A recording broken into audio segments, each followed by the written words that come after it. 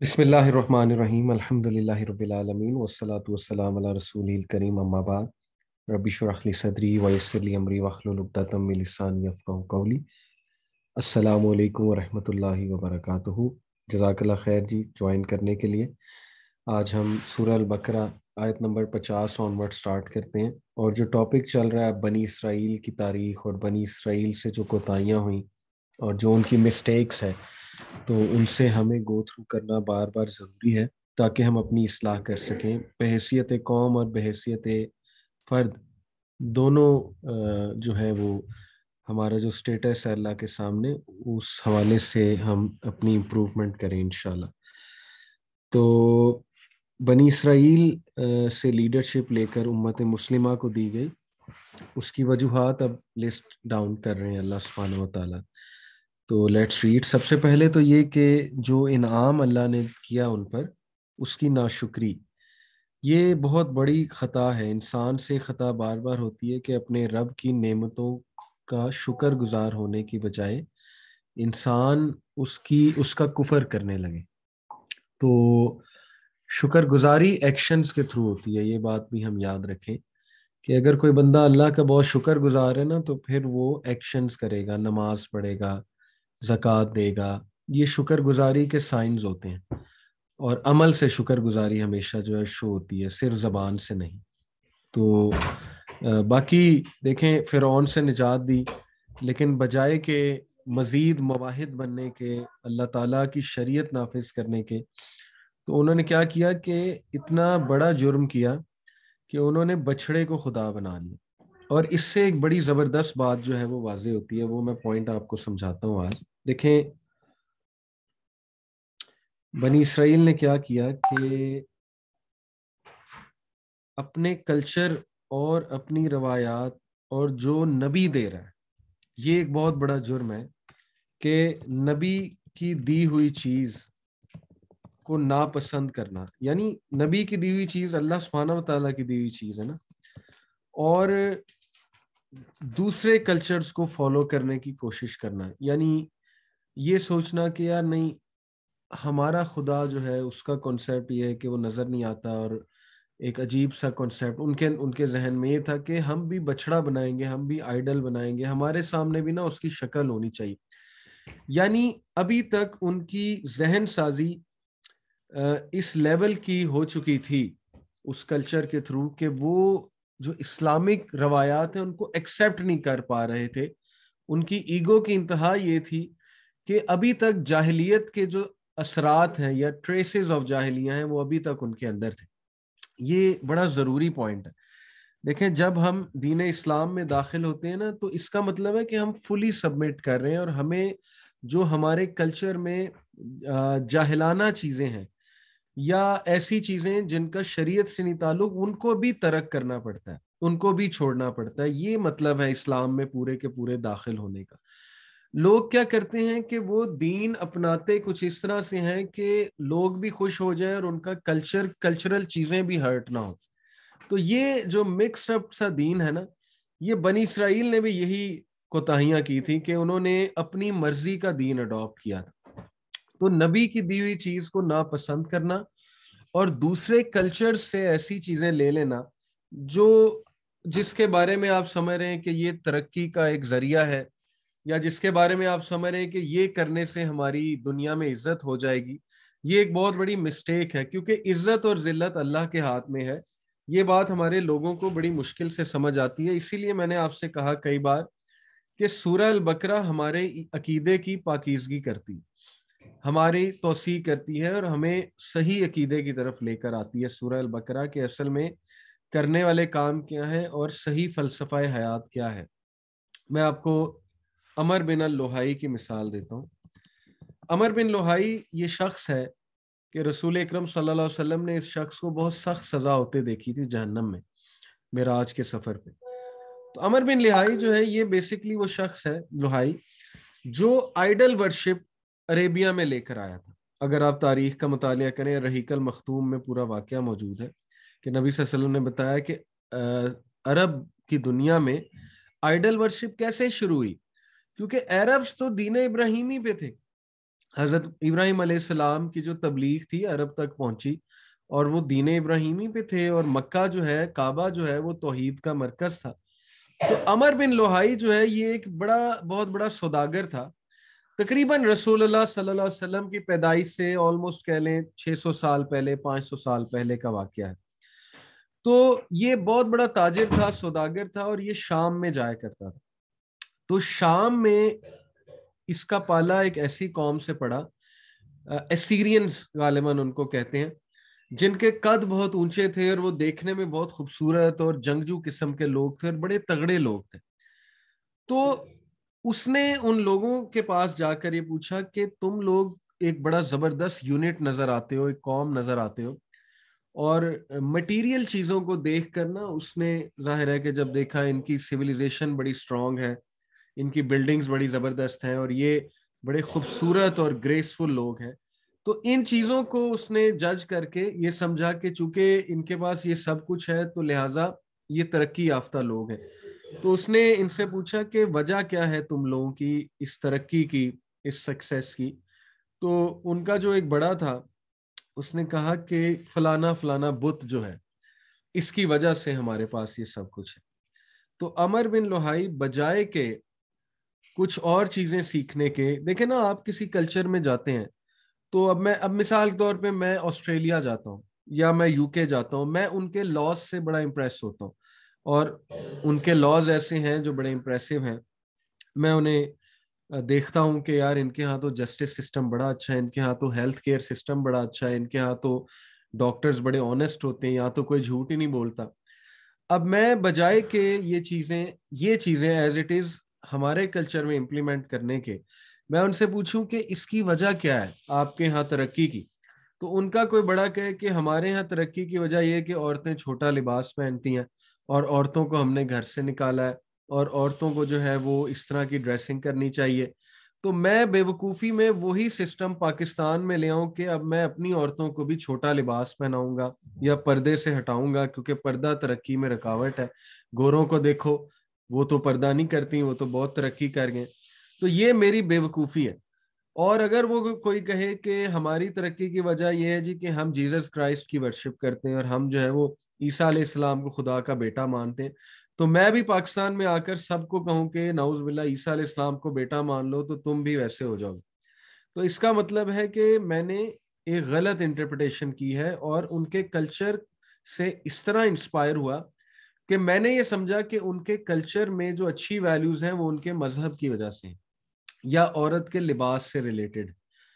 اب یہی ہو رہا ہے نا، ہمارے لوگ بجائے کہ ان کی اچھی چیزیں وہ لانے کے، اچھی چیزیں ہر کلچر میں ہوتی ہیں، بجائے کہ وہ سیکھنے کے کہ یار وہ جھوٹ نہیں بولتے، وہ ٹائم کے پنکچوئل ہیں، وہ کمٹمنٹس کے پکے ہیں، ان کی سوسائٹی میں نہیں انل منکر امر بالمعروف ہم سے زیادہ ہوتا ہے. گورے آپ کو پتا ہے انجسٹس برداشت نہیں کر سکتے ہیں، وہ فوراً کمپلینٹ کرتے ہیں اور ان کا انصاف کا سسٹم بڑا اچھا ہے. بجائے کہ یہ چیزیں سیکھنے کے، ہمارا جو لبرل انٹلیکچوئل ہے وہ کہتا ہے کہ اصل میں ان کی ترقی کی وجہ ہے کہ مرد اور عورت کا اختلاط انہوں نے ختم کیا، مرد اور عورت شانہ بشانہ کھڑے ہو کے کام کر رہے ہیں، یہ ترقی کا ان کا راز ہے. ہمارے مولویوں نے جو یہ کر دیا وہ کر دیا، عورت کو پردہ کروا دیا وغیرہ وغیرہ. تو عمر بن لوہائی نے بھی یہی کیا. اس نے بجائے کہ وہ اچھی چیزیں لاتا وہاں سے، اس نے کیا کیا کہ اس آئیڈل کی ورشپ عربیہ میں بھی شروع کرا دی. اور عمر بن لوہائی بہت بڑا شاعر بھی تھا، انٹلیکچوئل تھا، اور اس کی اچھی خاصی سے تھی.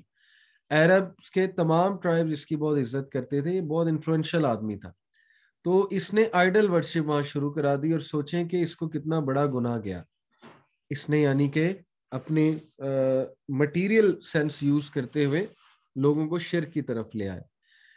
تو بنی اسرائیل نے بھی یہی کیا کہ نہیں، ہمیں تو بچڑا ہی پسند ہے، ہم نے تو بچڑے کی ہی عبادت کرنی ہے. ہم نے بھی سونے کا، دیکھیں نا ایجپشینز کیا کرتے تھے، ایجپشینز وہ سونے کی کیٹ بناتے تھے، وہ کیٹ جو ہے اس کی وہ ورشپ کرتے تھے، وہ بلی اس کا مجسمہ بناتے تھے، پھر اپنے فرعونوں کا وہ مجسمہ بناتے تھے سونے کا اور اس کی وہ عبادت کیا کرتے تھے.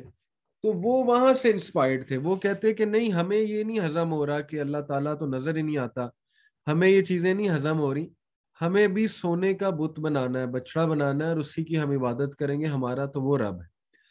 یہ جو ہے نا کلچرلی ویک ہونا اور اپنے کلچر کو ڈس اون کرنا اور دوسروں کی چیزیں پسند کرنا، کاپی کرنا، انہیں لے کر آنا، یہ ایک قوم کی انٹلیکچوئل پستی شو کرتی ہے.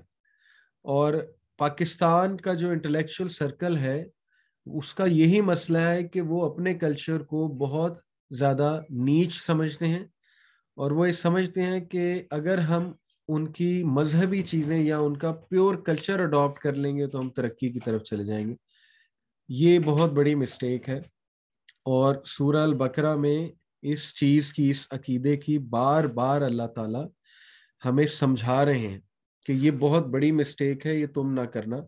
لیکن آج مسلمان نے کی یہ مسٹیک، اور اس کے جو اثرات ہیں وہ ہم سب بھگت رہے ہیں. تو ہیونگ سیڈ اٹ، ہمارے کلچر میں بہت سی چیزیں غلط ہیں جو صحیح ہونے والی ہیں، لیکن وہ صحیح گوروں کے کلچر کے تھرو نہیں ہوں گی، وہ صحیح قرآن اور حدیث پر آ کر ہی ہوں گی. ہمیں اسلام کو اڈاپٹ کرنا پڑے گا، جس طرح سے حق ہے اسلام پر عمل کرنے کا پورا داخل ہونا پڑے گا ہمیں اسلام میں، چاہے وہ بات ہمیں پسند آئے یا نہ آئے. تو زیادہ تر لوگ کیا کرتے ہیں کہ وہ اسلام کو تبدیل کرتے ہیں، وہ کچھ چیزوں پر عمل کر لیتے ہیں، جو چیزیں ان سے ہضم نہیں ہو رہی ہوتی ہیں ان کو وہ پھر چینج کرنے لگتے ہیں اور اپنی انٹرپریٹیشن کرنے لگتے ہیں، ٹویسٹ کرتے ہیں چیزوں کو. اور آخر کار جب انہیں لگتا ہے کہ ہاں اب یہ میرے لیے ڈائجسٹیبل ہو گیا ہے، تو پھر وہ کہتے ہیں کہ اب ہم اس دین پر عمل کریں گے. یہی کوتاہی بنی اسرائیل سے ہوئی، جو کہ آگے ہمیں دیکھنے کو مل رہی ہے. Let see. اعوذ باللہ من الشیطان الرجیم. وَإِذْ فَرَقْنَا بِكُمُ الْبَحْرَ فَأَنْجَيْنَاكُمْ وَأَغْرَقْنَا آلَ فِرْعَوْنَ وَأَنْتُمْ تَنْظُرُونَ. اور جب ہم نے تمہارے لیے دریا چیر پھاڑ دیا اور تمہیں اس سے پار کر دیا، اور فرعونیوں کو تمہاری نظروں کے سامنے اس میں ڈبو دیا. وَإِذْ وَعَدْنَا مُوسَىٰ 40 لَيْلَةً ثُمَّ اتَّخَذْتُمُ الْعِجْلَ مِن بَعْدِهِ وَأَنْتُمْ ظَالِمُونَ. اور ہم نے حضرت موسیٰ علیہ السلام سے 40 راتوں کا وعدہ کیا، پھر تم نے اس کے بعد بچڑا پوجنا شروع کر دیا اور ظالم بن گئے. تو وہی بات ہوئی کہ جیسے ہی نبی تھوڑا سا دور گئے تو پیچھے سے حضرت ہارون کو بھی دھمکیاں دی. حضرت ہارون نے یہ جواب دیا تھا نا کہ مجھے ڈر تھا مجھے مار نہ دے، یعنی اس طرح کی اگریسو قوم تھی اور فتنہ نہ پھیل جائے. تو بچڑے بنا کے بچڑے کو پوجنا شروع کر دیا اور ظالم بن گئے. یہ گو سالہ پرستی کا واقعہ اس وقت ہوا جب فرعونیوں سے نجات پانے کے بعد بنو اسرائیل جزیرہ نمائے سینا پہنچے. وہاں اللہ تعالیٰ نے حضرت موسیٰ علیہ السلام کو تورات دینے کے لیے 40 راتوں کے لیے کوہ طور پر بلایا. حضرت موسیٰ علیہ السلام کے جانے کے بعد بنی اسرائیل نے سامری کے پیچھے لگ کر بچڑے کی پوجا شروع کر دی. سامری جادوگر جو تھا. انسان کتنا ظاہر پرست ہے کہ اللہ تعالیٰ کی قدرت کی بڑی بڑی نشانیاں دیکھنے کے باوجود اور نبیوں کی موجودگی کے باوجود بچڑے کو اپنا معبود سمجھ لیا. آج کا مسلمان بھی شرکیہ عقائد و اعمال میں بری طرح مبتلا ہے، لیکن وہ سمجھتا یہ ہے کہ مسلمان شرک کس طرح ہو سکتا ہے. بہرحال انہوں نے اس کو اس طرح سے تشبیہ دی ہے کہ آج کا مسلمان بھی اپنے جو اس نے معبود بنائے ہوئے ہیں ان کے دلائل لے کر آتا ہے کہ نہیں یہ بالکل ٹھیک ہے، اور وہ سمجھتے نہیں ہیں بات کو. بہرحال اللہ تعالیٰ ہمیں کیا بتاتے. وَإِذْ وَعَدْنَا مُوسَىٰ 40 لَيْلَةً ثُمَّ اتَّخَذْتُمُ الْعِجْلَ مِن بَعْدِهِ وَأَنْتُمْ ظَالِمُونَ. اور تم ظالم بن گئے. ثُمَّ عَفَوْنَا عَنْكُم مِّن بَعْدِ ذَلِكَ لَعَلَّكُمْ تَشْكُرُونَ. لیکن اس کے باوجود پھر بھی اللہ نے تمہیں معاف کیا تاکہ تم شکر گزار بن جاؤ. تو اللہ کی طرف سے چانسز ملے انہیں، اور ظاہر ہے کہ ہر قوم میں کوئی نہ کوئی نیک لوگ موجود ہوتے ہیں جن کی وجہ سے عذاب ٹل جاتا ہے، اور جن کی وجہ سے اللہ رحم کرتا ہے سب پر، اور اس لیے کہ یہ لوگ شکر گزار بنے. لیکن کیا ہوا؟ وَإِذْ آتَيْنَا مُوسَى الْكِتَابَ وَالْفُرْقَانَ لَعَلَّكُمْ تَهْتَدُونَ. اور ہم نے حضرت موسیٰ علیہ السلام کو تمہاری ہدایت کے لیے کتاب اور معجزے عطا فرمائے. ہدایت کے لیے، لوگوں کو کنونس کرنے کے لیے ظاہر ہے اللہ نے کتاب بھی بھیجی، معجزے بھی عطا فرمائے. وَإِذْ قَالَ مُوسَىٰ لِقَوْمِهِ يَا قَوْمِ إِنَّكُمْ ظَلَمْتُمْ أَنفُسَكُمْ بِاتِّخَاذِكُمُ الْعِجْلَ فَتُوبُوا إِلَىٰ بَارِئِكُمْ فَاقْتُلُوا أَنفُسَكُمْ. جب موسیٰ علیہ السلام نے اپنی قوم سے کہا کہ اے میری قوم، بچڑے کو معبود بنا کر تم نے اپنی جانوں پر ظلم کیا ہے، اب تم اپنے پیدا کرنے والے کی طرف رجوع کرو، اپنے کو آپس میں قتل کرو، تمہاری بہتری اللہ کے نزدیک اسی میں ہے۔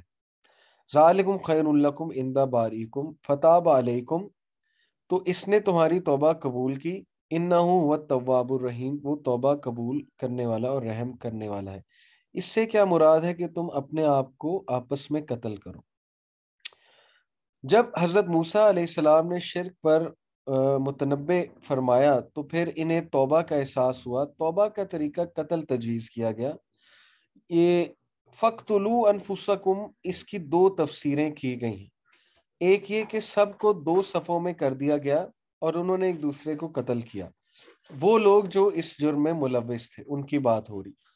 دوسری یہ کہ ارتکاب شرک کرنے والوں کو کھڑا کر دیا گیا اور جو اس سے محفوظ رہے تھے انہیں قتل کرنے کا حکم دیا گیا، چنانچہ انہوں نے قتل کیا۔ مقتولین کی تعداد 70,000 بیان کی گئی ہے۔ یہ بہت سخت پنشمنٹ اس لیے تھی تاکہ آئندہ کوئی جرت نہ کرے۔ شرک جو ہے ظاہر ہے اس سے جنریشنز تباہ ہوتی ہیں، تو ان کی سزا یہی تھی کہ ان کو قتل کی سزا ہوگی۔ یہ بہت ایک ظاہر ہے اسٹرکٹ پنشمنٹ ہے۔ تورا میں یہی پنشمنٹ ہے اس بندے کی جو باغی ہو جاتا ہے، اور اسی لیے جو بنو قیروزہ تھا اس کے میلز کو قتل کیا گیا تھا۔ جیوز کا جو ٹرائب تھا، سیرت کا واقعہ ہے، بنو قیروزہ جیوز کا ایک ٹرائب تھا، تو انہوں نے بہت زیادہ بریچ آف کانٹریکٹ کیا تھا اور بغاوت کی تھی اسٹیٹ کے خلاف، اور نبی صلی اللہ علیہ وسلم کو قتل کرنے کا بھی پلان بنایا تھا اور کوشش بھی کی تھی نعوذ باللہ قتل کرنے کی۔ تو حضرت سعد بن معاذ جو تھے وہ بہت زیادہ رسپیکٹیبل تھے اس قبیلے کے لیے، تو اس قبیلے نے خود یہ کہا تھا کہ سعد جو فیصلہ کرے گا ہمیں قبول ہے۔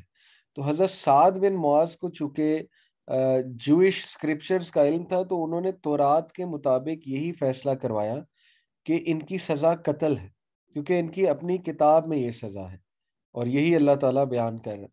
تو میوٹینی کی، بغاوت کی اور اسٹیٹ کے خلاف کھڑی ہونے کی سزا پھر انہیں قتل ہی کیا گیا تھا، ان کے میلز کو، اور یہی ہے۔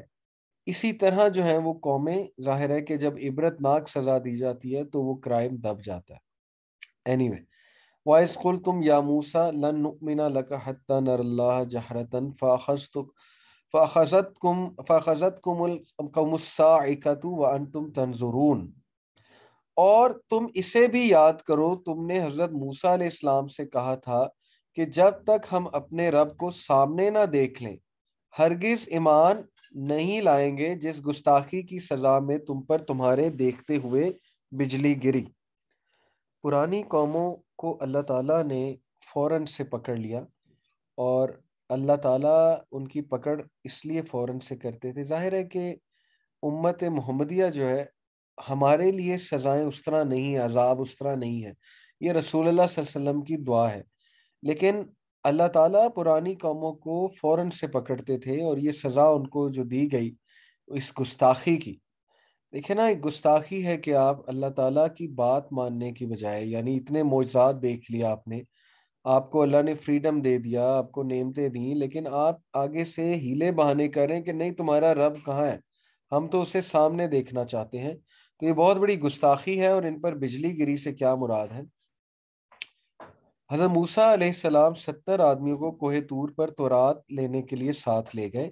جب حضرت موسیٰ علیہ السلام واپس آنے لگے تو انہوں نے کہا کہ جب تک ہم اللہ تعالیٰ کو اپنے سامنے نہ دیکھ لیں ہم تیری بات پر یقین کرنے کے لیے تیار نہیں ہیں، جس پر بطور عتاب ان پر بجلی گری اور مر گئے۔ حضرت موسیٰ علیہ السلام سخت پریشان ہوئے اور ان کی زندگی کی دعا کی، جس پر اللہ تعالیٰ نے انہیں دوبارہ زندہ کر دیا۔ حضرت موسیٰ پریشان ہوئے کہ بجلی ان پر گری، ان کی ڈیتھ ہو گئی اور اللہ نے دوبارہ زندگی دی۔ دیکھتے ہوئے بجلی گرنے کا مطلب یہ ہے کہ ابتدا میں جن پر بجلی گری آخر والے اسے دیکھ رہے تھے، حتیٰ کہ سب موت کی آغوش میں چلے گئے۔ یہ اگلی آیات میں پھر بیان ہو رہا ہے کہ اللہ نے دوبارہ ان کو زندگی دی۔ ثم بعثناکم من بعد موتکم لعلکم تشکرون، لیکن پھر اس لیے کہ تم شکر گزاری کرو، اس موت کے بعد بھی ہم نے تمہیں دوبارہ زندہ کر دیا۔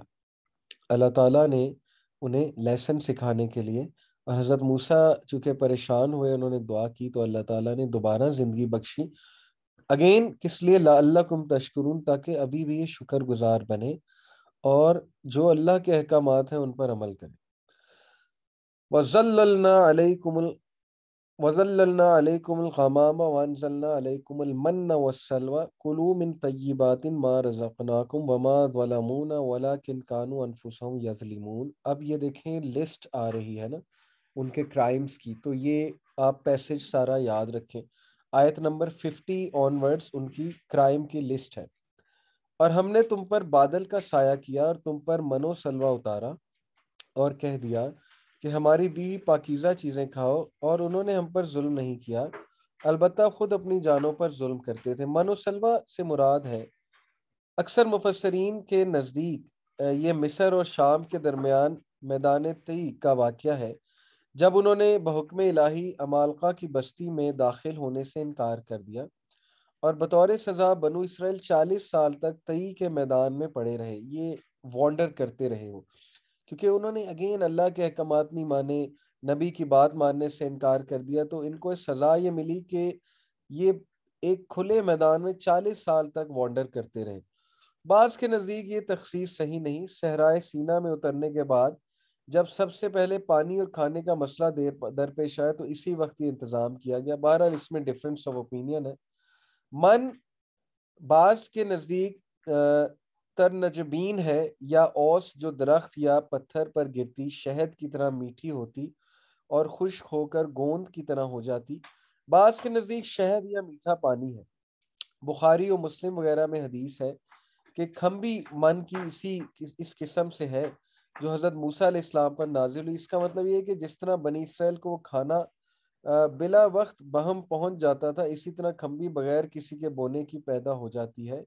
یہ تفسیر احسن التفاسیر میں ہے۔ سلوہ بٹیر یا چڑیا کی طرح کا ایک پرندہ تھا جسے ذبح کر کے کھا لیتے۔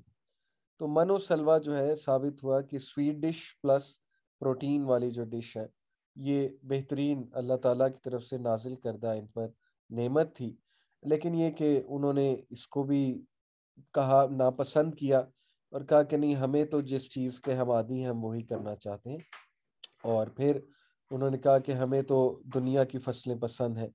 وَإِذْ قُلْنَا ادْخُلُوا هَٰذِهِ الْقَرْيَةَ فَكُلُوا مِنْهَا حَيْثُ شِئْتُمْ رَغَدًا وَادْخُلُوا الْبَابَ سُجَّدًا وَقُولُوا حِطَّةٌ نَغْفِرْ لَكُمْ خَطَايَاكُمْ وَسَنَزِيدُ الْمُحْسِنِينَ۔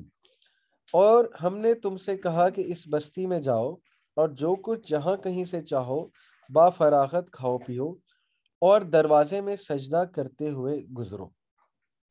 یہ بھی پڑھتے ہیں، اور زبان سے حتہ کہو، ہم تمہاری خطائیں معاف فرما دیں گے اور نیکی کرنے والوں کو اور زیادہ دیں گے۔ چونکہ یہ بہت لاڈلی قوم تھی تو اللہ تعالیٰ نے ان کو کریکٹ بھی کیا بہت زیادہ، جس طرح ایک باپ بچوں کو ڈسپلن کرتا ہے، تو یہ اللہ تعالیٰ کے ڈسپلن کرنے کے طریقے ہیں، اس کے بارے میں ہم پڑھتے ہیں۔ اس بستی سے مراد جمہور مفسرین کے نزدیک بیت المقدس ہے، یعنی جیروسلم ہے۔ سجدے سے بعض حضرات نے مطلب یہ کہ جھکتے ہوئے داخل ہو، اور بعض نے سجدہ شکر ہی مراد لیا ہے، مطلب یہ کہ بارگاہ الہی میں عجز و انکسار کا اظہار اور اعتراف شکر کرتے ہوئے داخل ہو۔ حتتن اس کے معنی ہے ہمارے گناہ معاف فرما دے۔ تو یہ اللہ نے ایک پروٹوکول دیا انہیں کہ تم بیت المقدس جو کہ سٹی آف پروفٹس ہے، وہ ایک پاکیزہ زمین ہے، وہاں پر تمہیں سیٹل کرا رہا ہے اللہ۔ تو یہ طریقہ ہے وہاں سیٹل ہونے کا کہ تم یہاں فساد نہیں مچاؤ گے، تم اللہ کی شریعت نافذ کرو گے، تم اللہ کے آنے والے انبیاء پر ایمان لے کر آؤ گے، تم اللہ کی آنے والی جو کتابیں ہیں ان پر ایمان لے کر آؤ گے۔ لیکن انہوں نے وہاں سیٹل ہونے کے بعد کیا کیا؟ حضرت موسیٰ کے بعد آپ کو پتہ ہے حضرت سلیمان ہے، حضرت داؤد ہیں، جو کہ بہت پاورفل کنگز تھے بنی اسرائیل کے۔ تو سلیمان علیہ السلام کے بعد تو انہوں نے کسی کو ایکسیپٹ نہیں کیا، انہوں نے جیزس کرائسٹ عیسیٰ علیہ السلام کو جھٹلایا، نہ صرف جھٹلایا، قتل تک کرنے کا پلان بنا لیا۔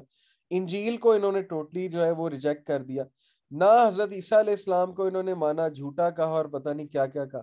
اس کے بعد محمد صلی اللہ علیہ وسلم کو کلیئرلی انہوں نے ریجیکٹ کیا، اور یہ سیکھنے کے بجائے یہ سیکھنے کے کہ ہمیں نکال دیا گیا ہے جیروسلم سے، کرسچنز نے نکالا انہیں بہت مار کے۔ ہرکولیس جب آیا، جو ان کا کرسچنز کا سیزر تھا، کیسر، وہ جیروسلم اس نے فتح کیا، کرسچنز کی حکومت تھی وہاں پہ، پرشینز نے انہیں اتنے مار لگائی، تو بجائے کہ یہ سیکھنے کے کہ ہم اپنے جگہ سے نکالے گئے ہیں اور یہ اللہ کی پنشمنٹ ہے، اور ہمیں اس لینڈ کو اگر ریکلیم کرنا ہے تو اسلام لانا پڑے گا، محمد صلی اللہ علیہ وسلم کو سچا نبی ماننا پڑے گا، وہ کرنے کی بجائے یہ مزید بدماش بن گئے اور اکڑ گئے، اور آج تک اکڑے ہوئے، آج تک اکڑے ہوئے۔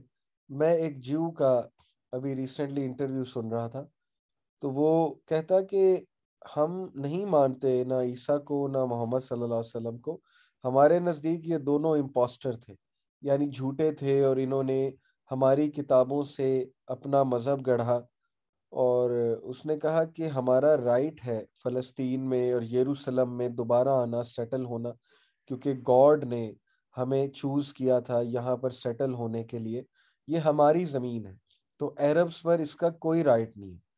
تو آپ دیکھیں کہ قرآن کتنا اس کے بارے میں، اس کانسیپٹ کے بارے میں قرآن کتنا کلیئر ہے کہ تمہیں وہاں اللہ نے سیٹل کرایا، لیکن پھر وہاں سے تم نکالے گئے اپنی کرتوتوں کی وجہ سے، تو سیٹل کرانے کا پروٹوکول ہی تم نے نہیں فالو کیا، نہ تم نے اللہ سے توبہ کی، نہ تم نے اللہ کی کتابوں پہ نہ انبیاء پر تم ایمان لے کر آئے، بلکہ تم نے پلاننگ کی ان کو قتل کرنے کی، اور کچھ انبیاء کو قتل بھی کیا انہوں نے۔ وہ انبیاء کا قرآن میں ذکر آتا ہے لیکن نام سے نہیں، کہ کچھ کو تو باقاعدہ انہوں نے قتل کر دیا، تو کتنے بڑے ان کے کرائمز ہیں۔ دیٹس وائی اس قوم پر غضب ہے اللہ کا، یہ مغضوب میں آتے ہیں، مغضوب کی کیٹیگری میں آتے ہیں۔ فبدل الذین ظلموا قولا غیر الذی قیل لهم فانزلنا علی الذین ظلموا رجزا من السماء بما كانوا یفسقون۔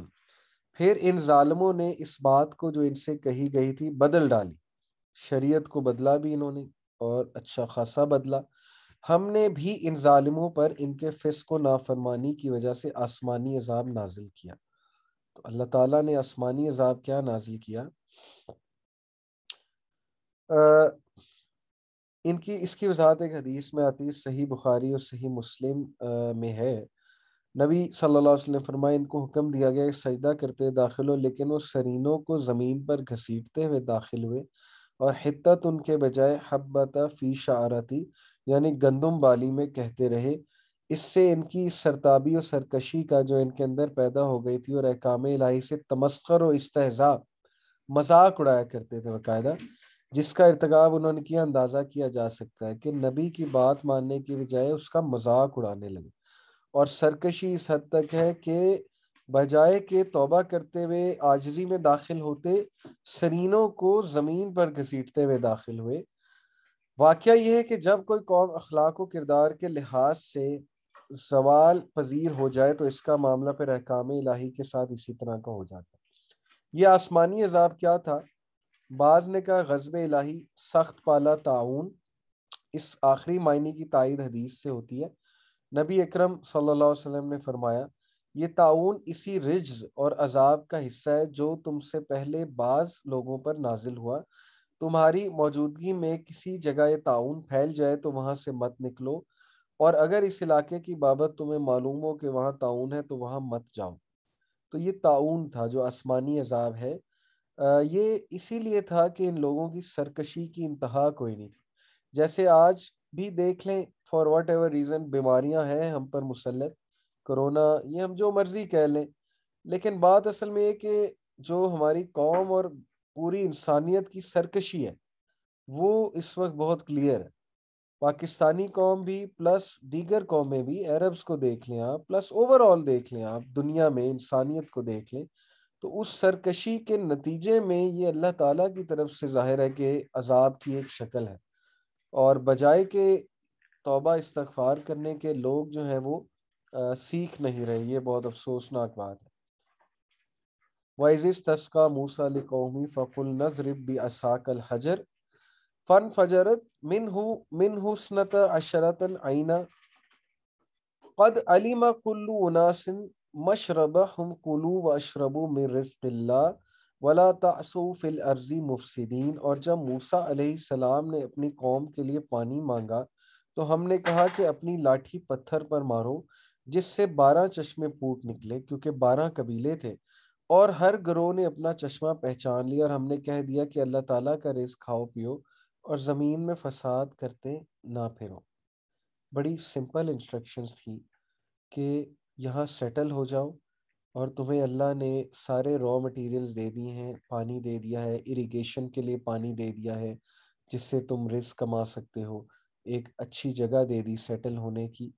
بس بات یہ ہے کہ فساد نہ برپا کرو، اکٹھے رہو، یونائٹڈ رہو، ایکسپلائٹ نہ کرو ایک دوسرے کو، جو ریسورسز ہیں اللہ کی عطا کی ہوئی ان پر قبضہ نہ کرو، ان کی پرائسز نہ بڑھاؤ۔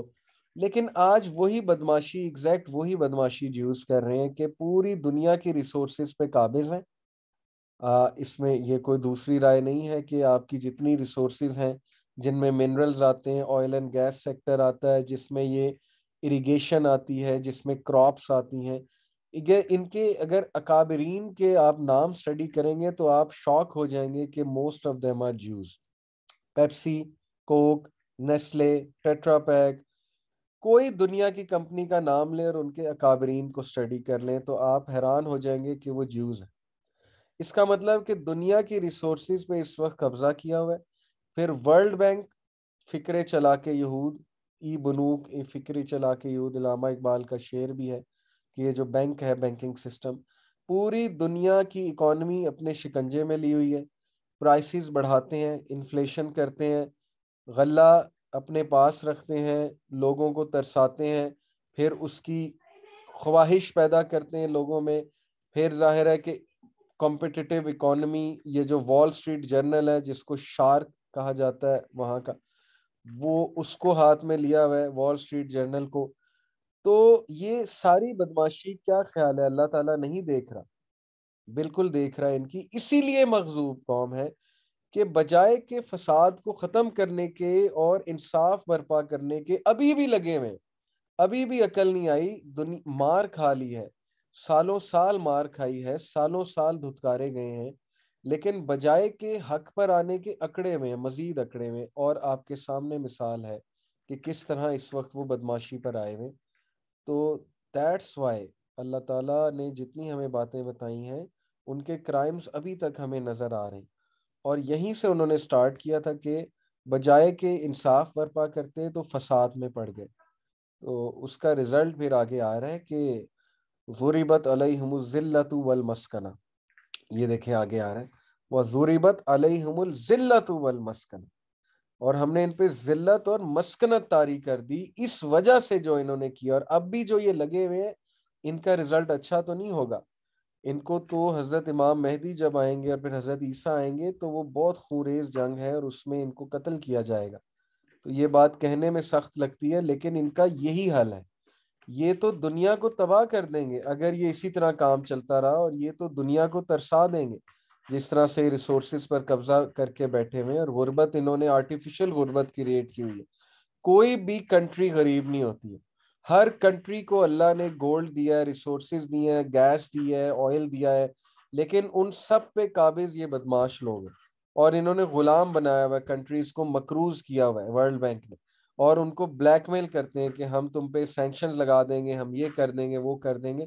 تو یہ بدماشی اللہ تعالیٰ دیکھ رہا ہے ان کی، اور یہ قریب ہے ان کا وقت، ان کا ڈاؤن فال بہت قریب ہے، اور یہ ثابت بھی ہو رہا ہے کہ یہ قوم واقعی مغضوب ہے، بحیثیت قوم یہ مغضوب ہے۔ یہ الگ بات ہے کہ انڈیویجولی کوئی جیو ہدایت پا جائے، اور ہمیں ایز این انڈیویجول ان کے ساتھ جو ایکشن کرنا ہے وہ وہی کرنا ہے جو نبی صلی اللہ علیہ وسلم کی سیرت سے ثابت ہے کہ ہم نے انہیں دعوت دینی ہے اور اچھے طریقے سے دینی ہے۔ لیکن بحیثیت ایک قوم یہ ایک مغضوب قوم، یہ بات ہمیں ذہن میں رکھنی ہے ہمیشہ، اور ان کے ایکشنز بتا رہے ہیں کہ یہ مغضوب کیوں ہے اور ان پر اللہ کا غضب کیوں ہے، کیونکہ اس وقت انسانیت کی کہ 90% جو پرابلمز ہیں وہ ان کی طرف سے ارائز ہو رہے ہیں، وہ کسی بھی شکل و صورت میں ہوں، چاہے وہ گلوبل وارمنگ کی شکل میں ہو، چاہے وہ سونامی، چاہے وہ انفلیشن کی شکل میں ہو، چاہے وہ ٹیررزم کی شکل میں ہو، کرونا کی شکل میں ہو، ان کی لڑی وہ اس کی جو روٹ ہے وہ انہی سے جا کر ملے گی، یہ میں آپ کو گارنٹی دے رہا ہوں۔ جتنی فحاشی، اریانی، ہالی ووڈ، بالی ووڈ، وہ سب زائنس سے جا کر ملتا ہے، زائنسٹ فنڈ کر رہے ہیں ان ساری چیزوں کو، ہماری یوتھ کو خراب زائنسٹ کر رہے ہیں. پروٹوکول آف زائونز ایک ڈاکومنٹ تھا 1980s میں، تو وہ ثابت کر رہا ہے اس بات کو کہ یہ ان کی شرارتیں ہیں اور یہ ان کے پلانز ہیں. تو یہ بات ظاہر ہے کہ کھلم کھلا ہم بولیں گے تو یہ بڑی ایک وہ ویسی بات ہوگی. بہت سی ایسی باتیں ہیں جو کلیئر ہیں، ثابت شدہ ہیں، لیکن ظاہر ہے کہ ایسی باتیں پبلکلی پسند نہیں آتی لوگوں کو، نہ ہی ان کو پسند آتی ہیں جو اس کام میں ملوث ہیں. تو خیر، اللہ تعالیٰ جسٹس کرنے والا ہے، انصاف کرنے والا ہے. اللہ تعالیٰ جو ہے وہ ہمیں بھی ہدایت دے، ان کو بھی ہدایت دے، اور اللہ تعالیٰ ہمیں تباہی سے بچا لے. ہمیں وہ غلطیاں نہیں کمٹ کرنی جو بنی اسرائیل نے کی، اور ان کو بھی سیکھنا چاہیے اس سب سے، اور اللہ کی طرف رجوع کرنا چاہیے تاکہ اللہ تعالیٰ رحم کرے انسانیت پہ. تو آج ہم ورس 60 تک ہی پڑھیں گے. جزاکم اللہ خیر. انشاءاللہ نیکسٹ سیٹرڈے آپ سے ملاقات ہوتی ہے. سبحانک اللہم و بحمدک، اشہد ان لا الہ الا انت استغفرک و اتوب الیک. والسلام علیکم ورحمۃ اللہ وبرکاتہ.